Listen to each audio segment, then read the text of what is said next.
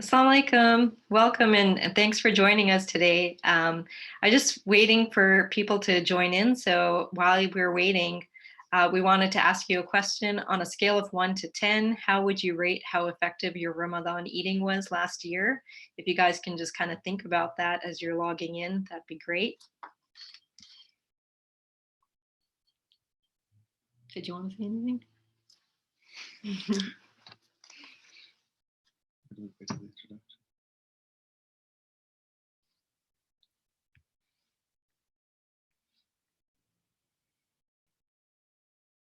Okay, so just wanted to welcome everyone to the Ramadan Primer. Again, Jazakallah khair for spending your Saturday. I hope your Ramadan is going well so far, your second fast.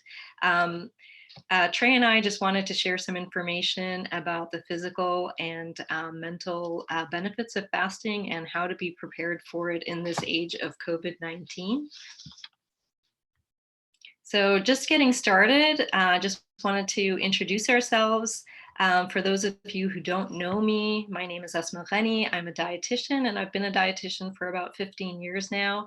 And I'm super passionate about everything about food because I really believe that it is so important to how it affects our overall health. Assalamu alaikum. I'm T.Browder. I'm a therapist and I work as an impact coach with Asma. And what an impact coach does is I help my clients to make an impact in those areas in their lives that are most important. So define most important as a collaborative process that we work with together. Sometimes it's a goal, sometimes it's moving through a barrier, and oftentimes it's a combination of both. Together, we own company Nutriax, and we focus on a holistic approach to health and well-being. As you can see from the line here underneath, it says nourishing body, mind, and spirit. So we look at this as a full process. Okay, so what we're going to learn, you guys are going to learn today is the physical benefits of fasting, how to stay nourished through your fast, managing stress, embracing routine, and mindfulness practices.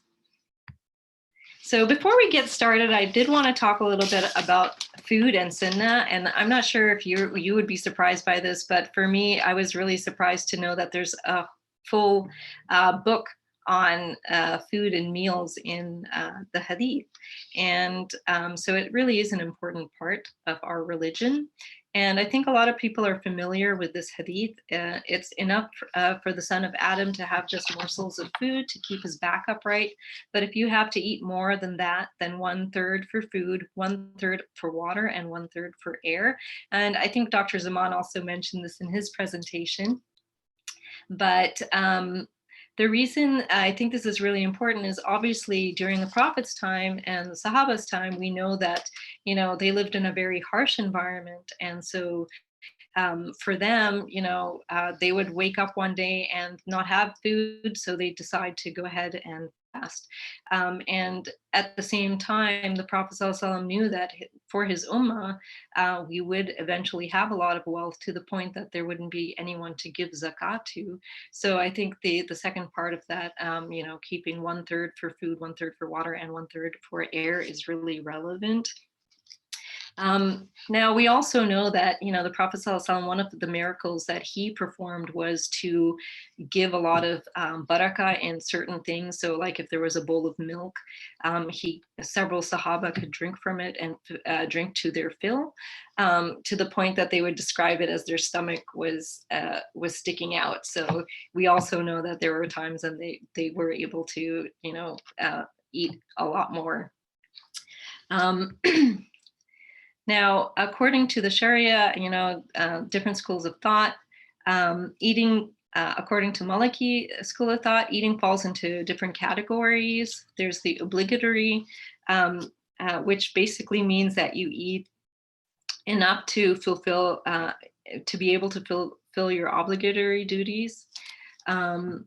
There's the recommended that will help to do your nafil acts of worship, acquire knowledge, and other acts of obedience. So our day-to-day activities. Um, the eating that's permissible, which enables one to fill one's stomach based on what's prescribed by the Sharia. Then there's eating that's disliked, which is more than what the Sharia permits, but it's not harmful for us. And then the eating that's forbidden, which basically is eating to the point that it actually causes us harm.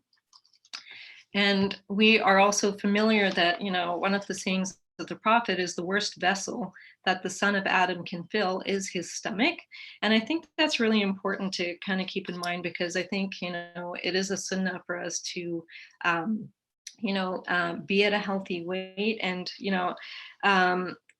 the Prophet ﷺ once said to a man with a large stomach, had this been on somebody else, it would have been better for you. And there's a good reason for that, as a lot of us know, that health profession, we use the body mass index to determine where we fall in terms of health. And really, I don't think a lot of people understand where the body mass index came from. What it is, it basically compares our height to our weight in a certain relationship, and it compares body weight to how it affects us in terms of disease and death. And it comes from research that was conducted over 20 years by a physiologist named Ansel Keys, and was adopted in 1972 as the standard, mainly because what he found over his 20 years of research over epidemiological studies of 7 different countries, is that people who fell out of the healthy range, and you can see that's highlighted in the green on this, basically were at higher risk of developing certain illnesses. Definitely people who are in the yellow to red. We don't really see a lot of the underweight, but underweight is also a concern. But for those who are overweight or obese, they found that, they are much more at risk of developing chronic illnesses such as coronary artery disease, dyslipidemia, type 2 diabetes, gallbladder disease, hypertension, osteoarthritis, sleep apnea, stroke, over 10 different types of cancers, and the list goes on. And in terms of even for people who didn't even smoke, overweight and obesity was associated with 51% increase in mortality compared with people who were at a normal rate. So that's kind of an relation. So if you've ever wondered where the body mass index comes from and why that's important to know where you fit, it is good to kind of know where you are right now. And it's a really simple calculation. You can do it online, or you can, calculate it yourself. Another couple of quick measurements that you can do to assess your health is the waist circumference, which is basically measuring your waist. And for men, 40 inches is considered a healthy waist circumference. For women, 35 inches is considered a healthy waist circumference. And then the last one is your waist hip ratio, where you measure your waist and you divide it by your hips. And that kind of tells us how much adiposity we have around our organs. And that's kind of important because we don't want to have too much fat around our organs. So for women, our waist hip ratio should be less than 0.8. And for men, it should be less than 0.9. But just because we're at a healthy weight doesn't necessarily mean that we are going to be healthy. And in fact, one of the things that Hippocrates said is all disease begins in the gut. And if for those of you who don't know who Hippocrates is, he's the father of medicine. He's the one who, we've heard of the Hippocratic oath that doctors take when they become doctors. And it's interesting that he made this he basically said this because we are learning more and more that, if you think about it, our gut is kind of like the skin on our outside. So anything that's coming into our system is going to go through our gut.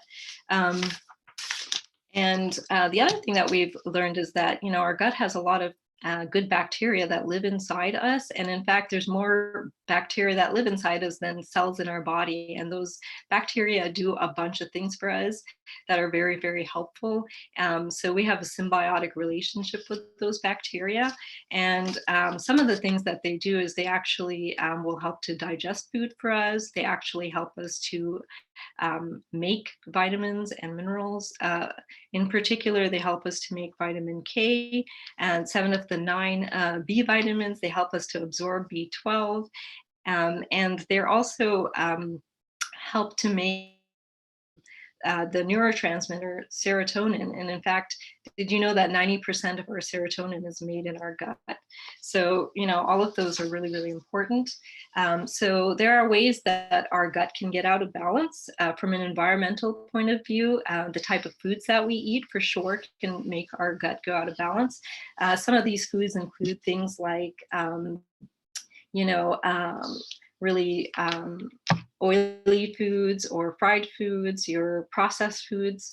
All of those things are kind of acidic, so they can kill off some of our good bacteria.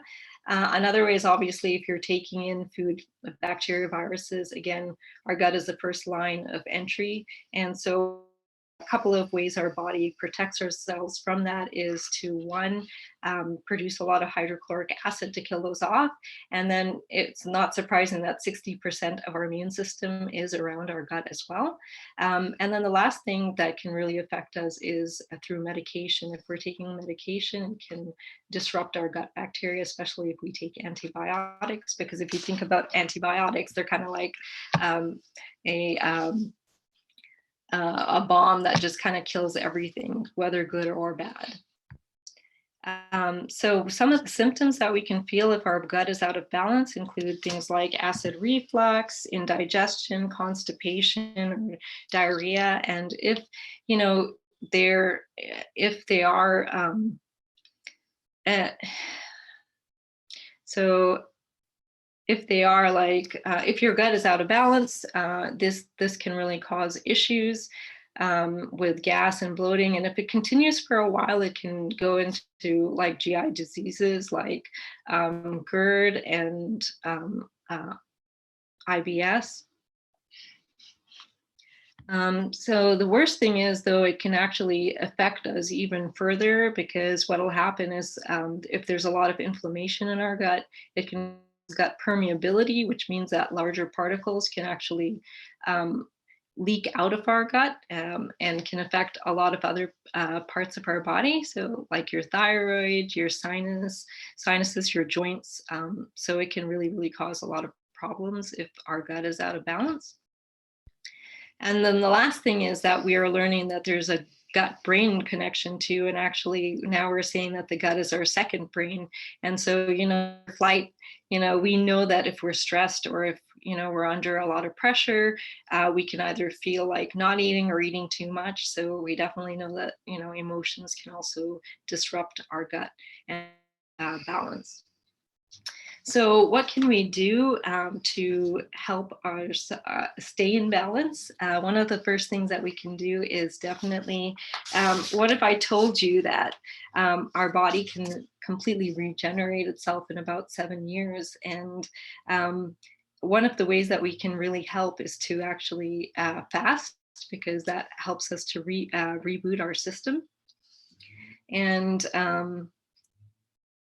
so what happens when we're fasting is there's an increase in human growth hormone, or HGH, as well as an increase in a brain-derived neurotransmitter factor, which you can kind of consider as the fertilizer for our brain, because it keeps our brain cells flourishing and strong.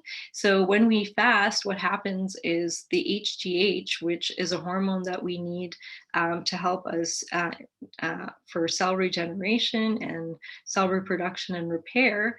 And we actually have a lot of HGH as children, but it actually starts to decline in us, and it's really the cause of aging overall. So with fasting, though, we find that within the first day of fasting, HGH goes up by 300% and BDNF increases by 50%. So what does that result in? It actually causes autophagy. And autophagy is basically, it gives our body a chance to look at any cells. And if they're kind of not working well, or if they're not, if they're in need of repair or anything, they're going to be broken down. And then we're going to build and grow new cells. Um, it's going to also increase our metabolism and improve our insulin sensitivity, which, overall is going to help with weight loss. Improves our blood pressure and our lipid profile. It improves sleep, mood, and protects against neurodegenerative diseases. And it improves our immunity by decreasing inflammation. So that kind of takes us back to that first question of um, how effective your Ramadan eating was last year. I'm not sure if you felt that your Ramadan eating was effective or not, but a follow-up question to that is, can you fast wrong? And the answer is, if you gain weight when you're fasting, then you're probably fasting wrong. For the most part, Ramadan fasting is a little bit different than intermittent fasting in the sense that with intermittent fasting, it's short-term fasting. So as I mentioned, with intermittent fasting, we see an increase in our metabolic rate. And actually, with intermittent fasting, it's something like 14% increase in our metabolism. But when we fast for 3 days consecutively, our body actually realizes that this is something different. And we actually decrease our metabolism. So our resting metabolic rate goes down to by 8%. So with Ramadan fasting, what we're aiming for is to really just to detox our system, to give it a chance to repair itself. But one of the signs that we are doing fasting wrong is if we are gaining weight. The average person usually loses about a kg of weight, but will quickly gain it back, again, because the goal is not really to lose weight. But some common mistakes that we do make, and if we think about it, if we're even eating the same amount of food that we would be prior to fasting, if our resting metabolic rate slows down, then even just eating the same amount of food can actually cause us to gain weight. So one of the things that we tend to do is overeat. We're spending all day in the kitchen imagining what we're going to eat, and then we have this really lavish spread. So sometimes we're going to overeat right when we're really hungry after iftar. If we're eating the wrong types of food, so again, a lot of our iftar foods are really treaty, and we do a lot of like fried things and samosas, so that can really make not actually help us in detoxing. Not drinking enough water is also not going to be helpful, because we can often confuse our thirst cues with hunger cues. And sometimes we're thirsty, but we're actually eating instead of drinking water. So it's important to make sure that we're drinking enough water. And then the last thing is, if we're stressed, definitely, we know that if we're stressed, especially if we're stressed about making a lot of food and, how do we get everything done? That's definitely can cause us to overeat as well. So what can we do? I wanted to, before I got into that, I just wanted to quickly give you an overview of like what the recommendations are just in general. And if you stick to the end of this presentation, we are going to share a link that you can go and download your own copy of a meal plan, and it'll have some extra information as well. But what we're using is the Canada's Food Guide, and really the general recommendation is to kind of make half your plate vegetables, a quarter from your grains, and a quarter from your protein-rich foods. And really what that means is about 6 to 10 servings of vegetable and fruit every day, 6 to 8 servings of grains, 2 to 3 milk and alternatives, and 2 to 3 meat and alternatives. And we definitely want to make sure that we're hydrating with extra water. So what does the SUNNAH say about fasting? Basically, the Prophet ﷺ said, people will remain on the right path as long as they hasten to the iftar and they delay taking suhoor. He also said that a companion of Allah's messenger said, I entered upon the Prophet ﷺ, and he was taking the suhoor, and he said to me, it is a blessing which Allah has given to you, so do not leave it. And in fact, we're told that even if we were to drink water and have some dates, that would be good. So we definitely want to make sure that we are having our suhoor and we're gonna wait till the last minute possible to eat to eat, so that our fast is not too long. And then in terms of iftar, again, we were told to hasten it, so we open our fast quickly. And then again, in terms of the food, the Prophet ﷺ, used to break his fast before offering the Maghrib prayer with some fresh dates. If he didn't get any, then dried dates, and failing that too, he would drink a few mouthfuls of water. So again, the importance of opening our fast with some dates. And if you think about, we've been fasting all day, so we want to make sure that we want to keep our blood sugars. Dates are carbohydrate rich foods, so they're going to definitely help us with that. And then we want to make sure that we're not delaying it, because we've already, right now we're about fasting 15 hours. So that's a long time.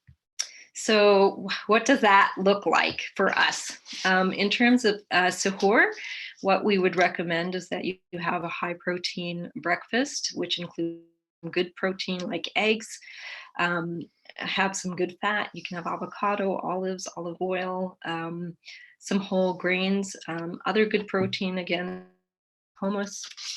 Whole grains would be like whole wheat pita bread, chapatis, or just a whole grain bread, oatmeal, that kind of stuff. A serving of dairy, preferably organic and fermented, if that's at all possible. So something like yogurt would be good. And then maybe some fruit and vegetables. In terms of our iftar, excuse me, we want to make sure that we have some dates. And a serving of dates is 1 to 3 dates would make a serving. We want to make sure that we take some fluid. So whether that's going to be soup, water, if you drink coconut water, that's great because it has some good electrolytes. And then want to have some vegetables. Now remember, it takes our body about 20 minutes to recognize that we're not hungry anymore. So, that's a good way to kind of start our iftar. Make sure that we are hydrating ourselves so that we're not confusing our hunger with a thirst. And then for dinner, we want to just go ahead and continue with the same kind of dinner. Remember, for both suhoor and dinner, we don't want to make our meals bigger, maybe by a couple of servings, but not too much bigger, because again, the goal is to kind of keep within the same amount we were eating prior to Ramadan. And again, if our metabolic rate is going to lower, then we don't want to overdo it either. So in terms of dinner, it's just going to be a balanced portion. So remember, again, half your plate vegetables, a quarter from your protein, and a quarter from your grain servings. And again, like I said, we are going to share a free meal plan with you guys. So definitely make sure to write down that information so that you can go and get that. And in terms of hydration, what you're going to aim for is about, you want to take your body weight and divide it in half, and that's how many ounces of water you want to drink. And the last question is about caffeine. We wonder, should we be drinking coffee or not? And really, if you think about it, caffeine has a half-life of about 5 hours. And a cup of coffee usually has about 150 milligrams of caffeine in it.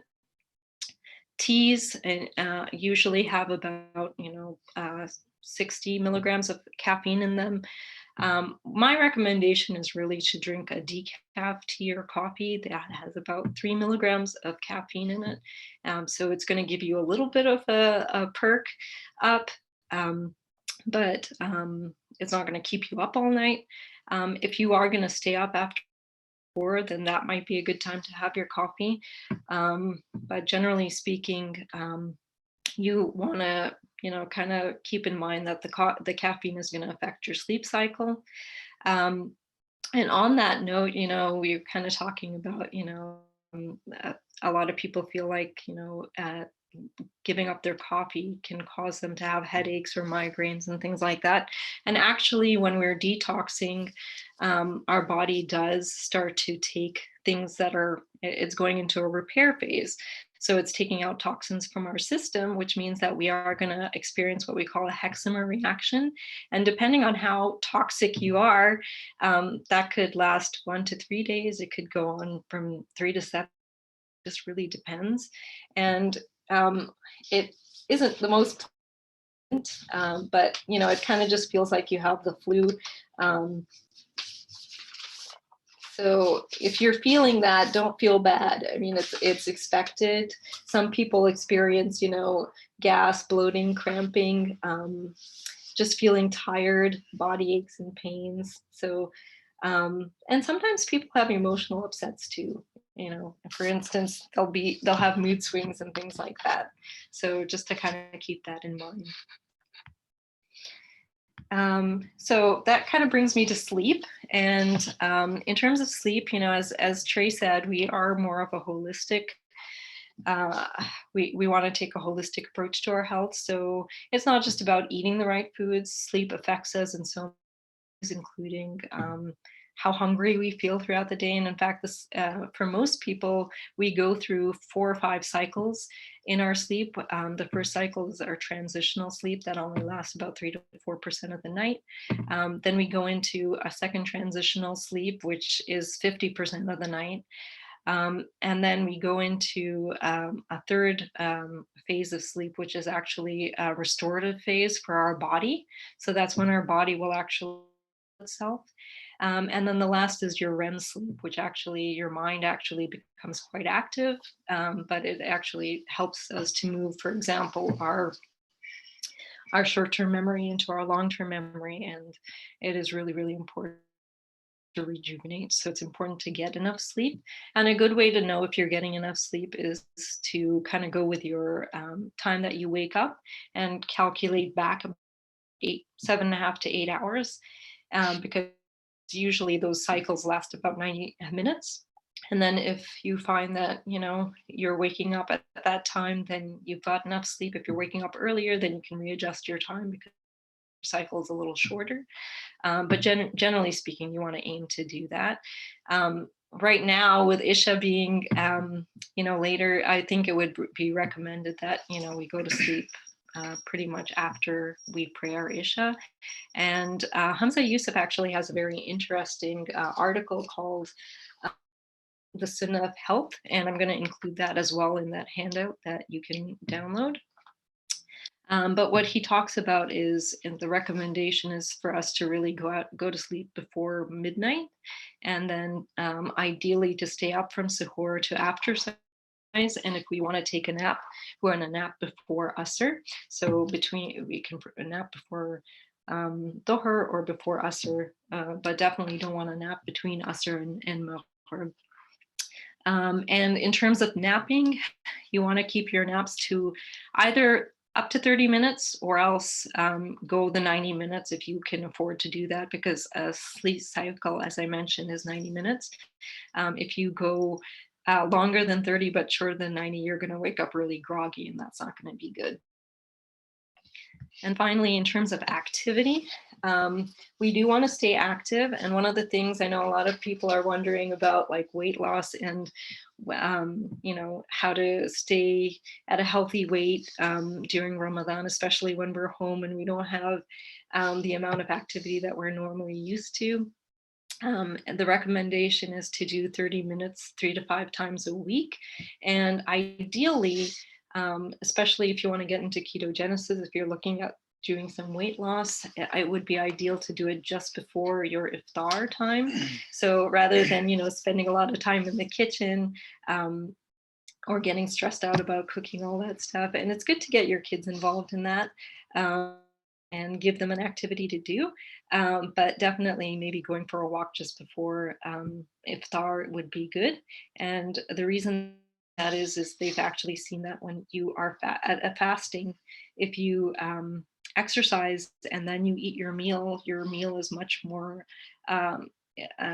effective in the sense that your body's not going to store it, as well as we see an increase of human growth hormone as well. So those are both really important things with activity.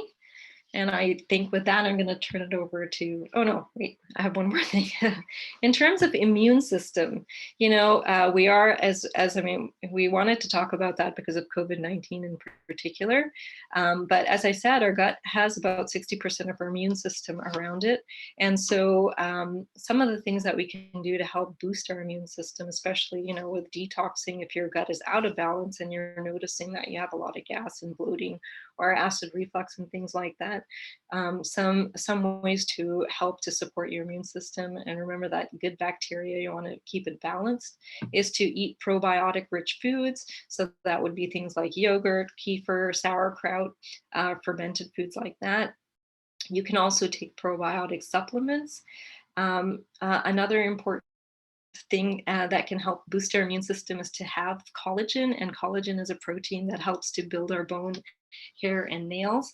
And we can get collagen from food by having bone broth. So that would be maybe a good thing to open our fast with. Some other things that can help us to increase our metabolism is cinnamon. Having a teaspoon of cinnamon, you can just mix it in your drink, or sprinkle it on something. 1 teaspoon of cinnamon a day can really help with your metabolism. Turmeric, ginger, and garlic are all good in terms of boosting our immune system. And then the other ones are honey and black seeds. And for honey, we definitely know that it can help to decrease our allergies. The way to use honey for allergies is to have 1 teaspoon a day for at least 30 days. So it doesn't give you instant relief. But the thing is, you want to have local honey because basically you want the pollen that's in your area. And there's a lot of research right now that shows that black seeds can really boost your immune system. So that's also really good to have. And that's in the SUNNAH as well. I would recommend that you maybe take a jar of honey and put some black seeds in it and just mix it up and have it ready so that you can have that.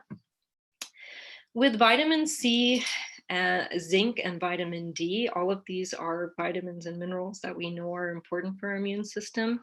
Vitamin C we can definitely take because it is a water-soluble vitamin. So taking some, drinking more, orange juice, things like that, or citrus fruits that have vitamin C. Dark green leafy vegetables are rich in vitamin C, tomatoes, those kind of foods. But if you want to take zinc and vitamin D, if you're deficient, the best way to kind of go about that is to actually get your blood tested. And there's a company called Bayes that does blood tests that evaluate, and they do specifically immune boosting, does a profile to see where your immune system is. And with zinc and vitamin D, you overdo them because they can be toxic if you take too much of them. So it's good to know what your level is and then work from there.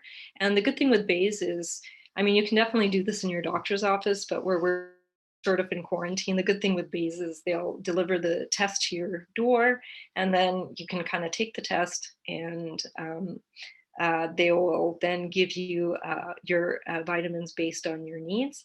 So again, I'm going to include a link on that. And the last is adaptogenic herbs. And adaptogenic herbs are basically herbs that will help us to deal with stress. And a couple of really good ones are ashwagandha and tulsi, as well as milk thistle. Milk thistle is really important to help us to detox our liver. So all of those are going to be really good. If you're interested in taking any of those, I will include those as a live link that you can kind of click on. All right, so now I'm going to pass it over to Trey. Assalamu alaikum. So I want to talk about stress. So stress is a topic that I think is very close to us in our lives these days. And I want to start talking about stress in light of the stresses that we're all familiar with, and maybe we always have been. So just our normal daily stress, normal day-to-day life stress, the stress that everybody, no matter where they are, experiences. And so for some of us, that might be work-related stress. For some of us, that might be stress with the family. And for some, the and the work are really combined. So in the life of maybe some of our sisters, taking care of the children is part of that same level of responsibility that is like going to the office every day, right?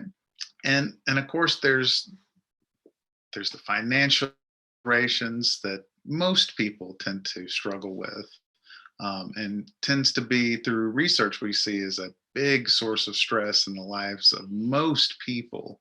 um, and and then there's just life stress, right? So what do I mean by that? So the things that we have to do, the all the little responsibilities, it's kind of the the weight of 1,000 feathers, so I have to go and get my oil changed, right? So how am I going to work that in between having to go to the office and having to go to the doctor and having to pick up the kids and having to do the laundry and having to, do you see what I mean? So all of these things tend to add up over time, right? And so this is just the baseline of stress that most of us are dealing with, right? But right now, we're in different times. We're dealing with stressors that maybe we haven't dealt with before. And there's certainly an addition to the stress that we were experiencing before. Okay, so what am I talking about?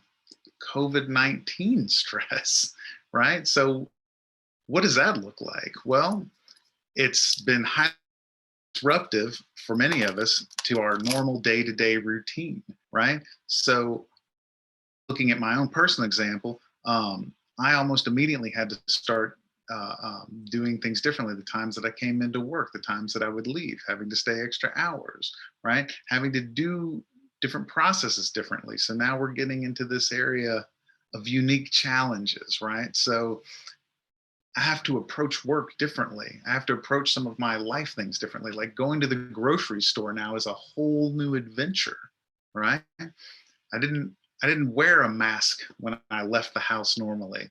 And then the stress of seeing other people masks, right? And so in addition to that, we also have this thing that I've kind of already delved into with new ways of doing things. Okay. So for instance, I wasn't doing a lot of Zoom meetings before COVID-19, right? Um, I I had an entirely different way of most of the activities in my day were getting done. So working as a therapist, for instance, I would spend a great deal of time during the day, um, taking notes and meeting with clients face to face. And now I have to meet clients in a on Zoom, for instance. I have to, the way all my documents, all of my HIPAA things are being done, the way that I work with insurance, all of these things have changed dramatically from what they were before. So that's an additional layer of stress, right? And then of course there's the stress of how do I deal with the fears of losing income, losing a job, with with with things that are happening right now that I don't have control over. So that's going to bring us to our next slide, which is going to be Ramadan stress, right? So what does that look like? Well, obviously, some of us are struggling with hunger right now. And especially like Asma was alluding to with this detox phase, we're struggling with fatigue, right? As our body is detoxing, as it's clearing out, we're experiencing some of those cold or flu-like symptoms, which haven't really started yet for me, but I know from the past experience that it will be coming.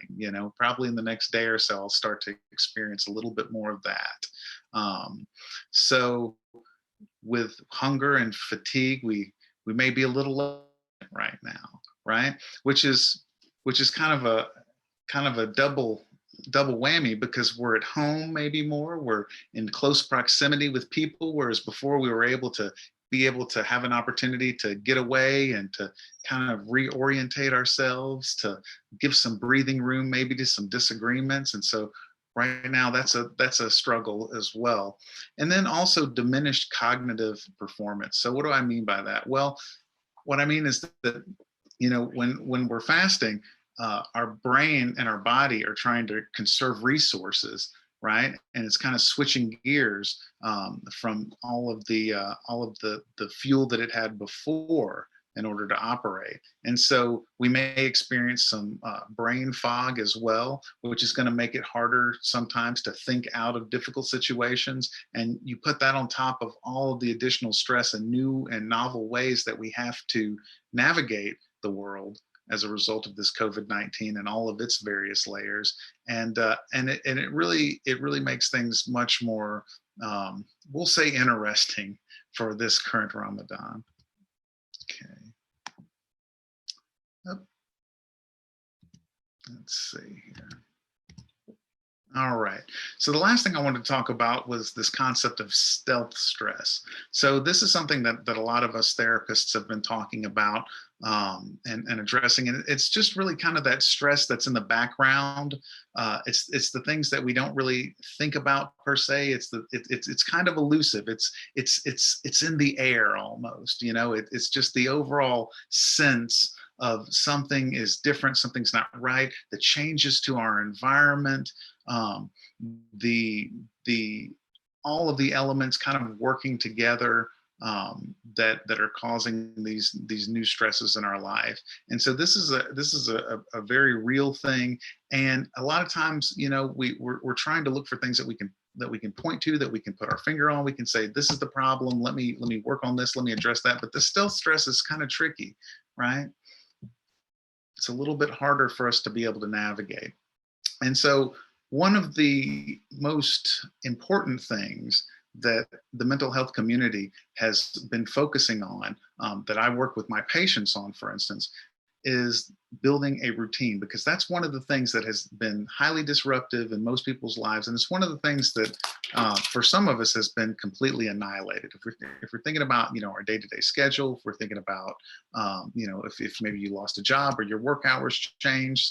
So why is this important? Well, what a routine does is it allows us to be able to have some consistency in our day. And it also, the repetition of a routine allows us to use our mind less in getting through the day. And what I mean by that is there are a lot of things that we do subconsciously.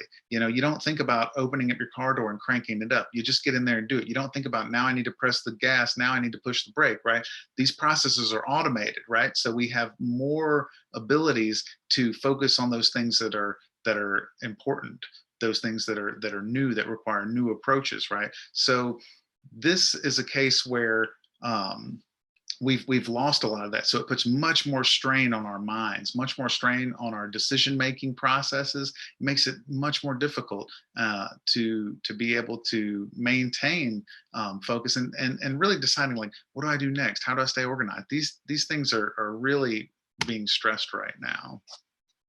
Okay, let's see here. All right. So who is a routine good for? Well, everybody, right? From the husband to the wife to the children who are having to navigate an entirely new experience being at home, right? Everything from planning the daily work to planning the meals. So when we talk about a routine, what we're talking about is laying out our day. Now, as Muslims, we have an opportunity in the way that our daily prayers, that iftar, that right now are helping to add some stability and some benchmarks throughout our day, right? And this helps us to be able to stop for a moment, to be able to collect ourselves, and it provides an opportunity for what I'm going to talk about here in a minute, which is mindfulness. Okay, and so when we our day, the first place that you want to start is going to be in the morning time with building your routine. This is really where we start the day. This is where we are able to really set the tone, to set the table for how the rest of our day turns out. And so some really simple things like waking up at a specific time, right? Having a specific hygiene routine, like if you're someone who showers in the morning, to to get up, to take a shower, to brush your teeth, just these very basic things, but doing them consistently. Getting dressed for the day. If you don't have to go out of the house, it doesn't mean that you shouldn't be doing some of the same things that help to add the stability to your life before. And so what I would invite everyone to do is to really think about, if you feel a little out of sorts, how you might add some normalcy to your daily life by adding some of these elements and consistently performing them in your daily life, starting out with your morning. But I want to say, one of the big mistakes that a lot of people do when they try to build new habits, and that's what we're trying to do, because our old habits were kind of wiped out or disrupted, we're trying to build new ones. And in that sense, a lot of people try to over analyze and to over plan how they go about that process. So what I want to say is, start simply. Start with the time that you're going to wake up. And if you find yourself adding too many elements, just back off and just try to hold constant the things that you can do, and then add a little bit of at a time. Okay. And so this last topic I want to cover here is being mindful. So when I say being mindful, what I mean is being present. Our attention tends to be either in the past, the present, or the future. And usually what we find is that the attention is either in the past or the future, and much less in the present, if we look at it from a ratio basis. And so getting in the present means being aware of the here and the now, to not thinking ahead, not being drawn into the past, not thinking about what we should have done, what we're going to do, but really being fully engaged in what we're doing right there in the moment. Okay. So say, if we're washing the dishes, right? We're really just washing the dishes. We're not 10 steps ahead saying, and then I got to figure out how to do the laundry, and I'm working through ironing, while I'm still trying to scrub this dish in such a hurry, but really embracing the activities that we do, right? And so the other part of this aspect is observing the self, right?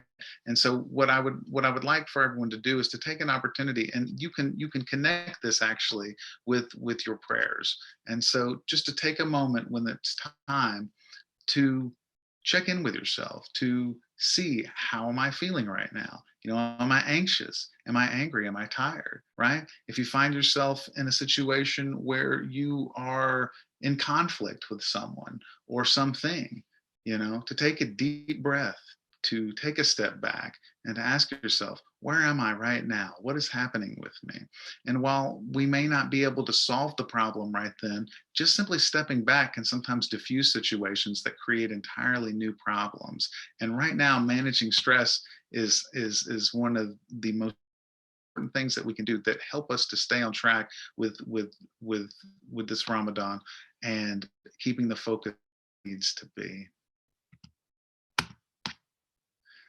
So the last thing I'm going to leave you with is this concept of mindful eating, right? So we're probably gonna eat a lot, probably tonight. I think we've got a pretty good meal planned, and looking forward to it. But as Asma said before, overeating is very much a real thing, especially at this time. So eat slowly, savor your food, really enjoy it. You're going to be able to enjoy flavors that in the past maybe you just kind of missed, in the day to day, and there's an opportunity here to really fully embrace, and that's going to help you to stay more present in the moment, and it's also going to be able to help you as you chew each bite to be able to maybe not overeat, to be able to see where your hunger is triggered, and it shows that you're now full. All right, and so let's see. I think at this point we're going to take a look at questions, and also as Asma said, if you look to the bottom of your screen, you can see where there is a address. It's at www.nutriax.com/Ramadan 2020. Awesome. Yeah. So if you go there, you can download, as I said, a meal plan that you can follow. It also has some other information. So let's start with the first question. My dad has gas issues. What can he do? That's a very good question. In terms of gas, it just depends. If he's having gas because if he's been having gas for a while, he may actually have not enough stomach acid production, which can cause gas later on. If he's having that for an extended period of time, he may benefit from trying to have some apple cider vinegar before his meals. Um, just like a teaspoon in some water, or just right before his meals, or he can have some lemon water first thing in the morning, half a thing of lemon in some water. That can also help. In terms of decreasing gas, again, gas in, gas out. So if he's drinking carbonated beverages and things, that's probably not a good thing. But generally speaking, some gas is normal. We all kind of will be burping and, having some flatulence and stuff. That's going to be normal, about 10 to 18 times a day. Another thing is if his good bacteria is out of balance, out of, foods that are rich in probiotics are going to be beneficial as well. So yogurt, I would even recommend him taking a probiotic supplement for maybe 30 to 90 days just to get his gut back into balance. Okay. Will my metabolism plummet due to fasting constantly? Well, to a certain extent, if you think about what our primal instinct is, our body wants to survive. We're set up so that our body wants us to be able to survive if there's not a lot of food available. So yes, it will automatically readjust our metabolic rate. So when we're fasting for long periods of time, so if we're fasting for 3 days consecutively or longer, which is what we do in Ramadan, then our resting metabolic rate will decrease, and that is just to help us to preserve our ability to stay, because our body's like, oh, what's going on? Is there famine? So it's going to just try and hold on to whatever it can. And that's why it's important for us to be even more conscious of overeating at this time. Now, if you're doing intermittent fasting where you're doing like 1 day of fasting, or if you're doing the SUNNAH where you're fasting Mondays and Thursdays, and on the days that you're fasting, you're eating less calories, that has actually been shown to increase your metabolism by up to 14%. So it really is, it's more that Ramadan is more of a detoxing. So we do want to make sure that we're not necessarily overdoing our intake, but really the goal is to cleanse and to kind of maintain our weight through the fasting. If you're looking at weight loss, then we're looking at some ketogenesis and that kind of stuff. But as I said, I am including a meal plan that you can look at, and that should help you to get some guidelines for what to do.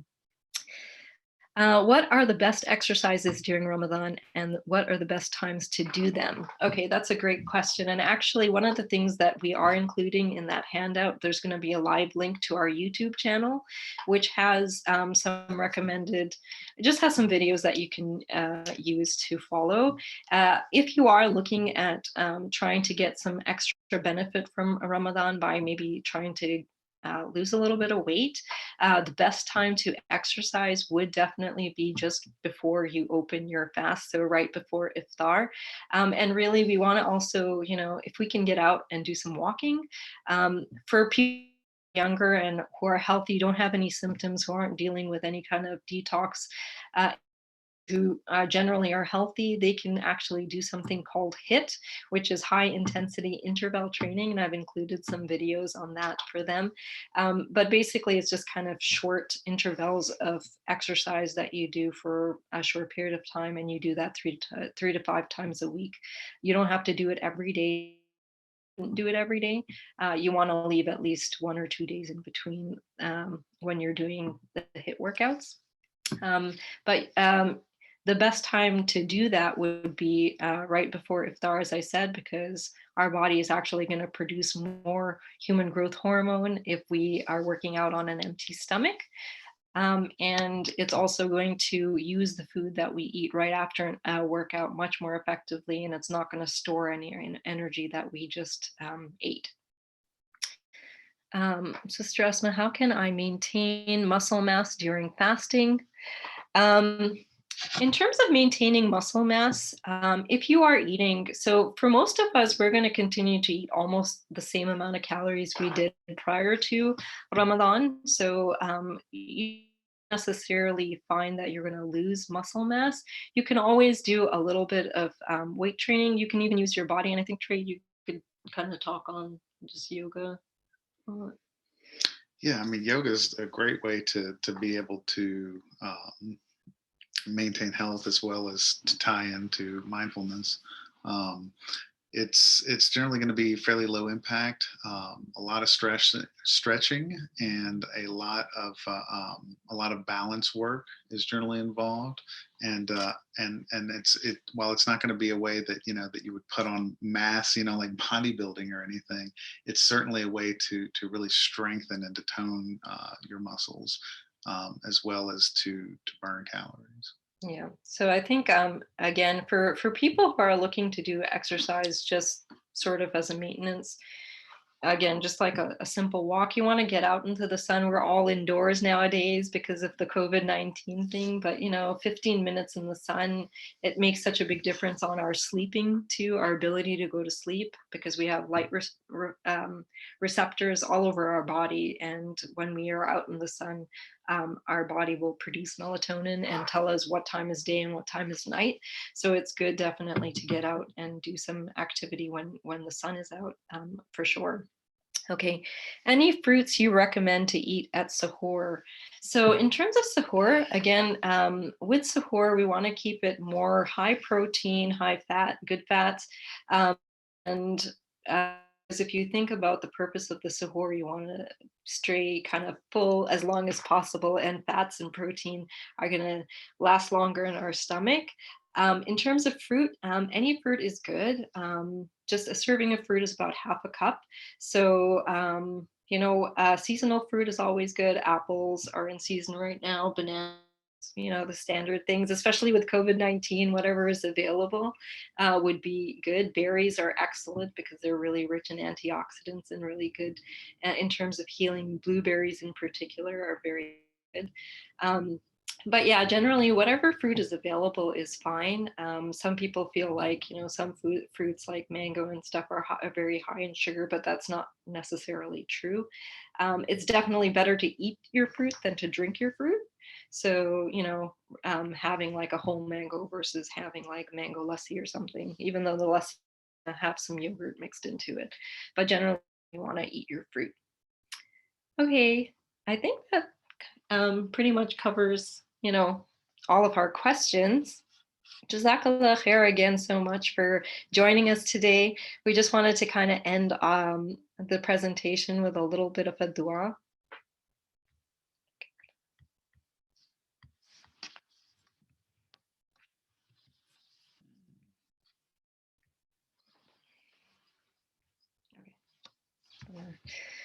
Um, Unfortunately, I have a little thing in front of my thing, so I can't really read the dua. Okay.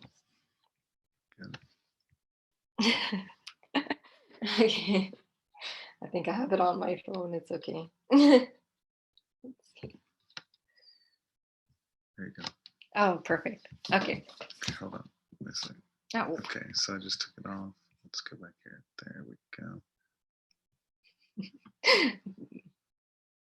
Technical difficulties. I guess it's Ramadan. Okay. Anyways, we are coming to the Stop end of it. sharing this screen. So.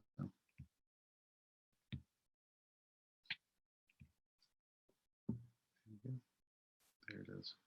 Okay. So just Allahumma inni a'udhu bika min al-barasi wal-jununi wal-judami wal-sayyi al-asqam. Oh Allah, I seek your refuge from leprosy, insanity, mutilation, and from all serious illnesses. La ilaha illa anta subhanaka inni kuntu minaz zalimin. There is no deity except you. Exalted are you. Indeed, I have been of the wrongdoers. I don't see this.